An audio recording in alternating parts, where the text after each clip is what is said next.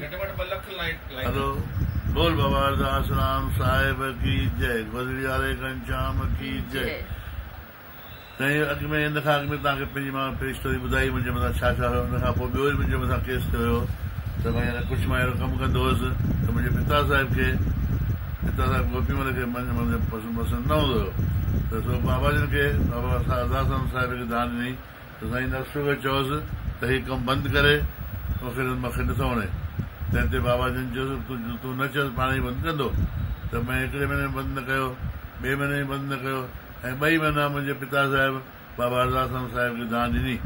ऐं 3 दफ़े मूंखे जॾहिं मुंहिंजो दान ॾिनी, बाबा जन खे दान ॾिनी, उन महिल मूंखे ईअं चयईं बाबा जन त भई तूं वरी पंहिंजे पिता खे ईअं सम्झ की हुन में मां वेठल आहियां, तूं नथो ॿुधे त मां अहिड़ो बणा बणाईंदोमांइ त कमु छॾिणो ई पवंदो।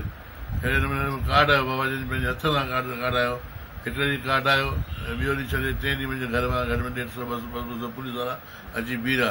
ऑर्डर साहिब हुयो मूंखे अटकियूं, मां 2 ॾींहं अंदरि 2 ॾींहंनि खां पोइ वरी मूंखे बाबा जन ई पाण छॾायो ऐं आशीर्वाद ॾिनो भई हिन खां पोइ कुझु कमु न कजांइ।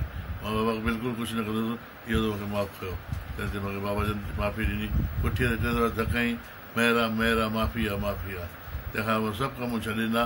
हाणे बाबा जन खे हथ ॾींदा, वरी बि बाबा तव्हांजी महिरबानी आहे जो मां कंहिं लाइक़ बि न हुयुसि, जो हाणे मां तव्हांजे लाइक़ बि बणियो आहियां। त अॻिते बि तव्हांखे मुंहिंजो नंढा मोकिली आहे त भई जीअं मां अहिड़ी मुंहिंजो दृष्टि रखिजो, इहा कजो, आशीर्वाद रखिजो त मां हमेशह ईअं हलां। बोल गोदड़ी वारे घनश्याम की जय।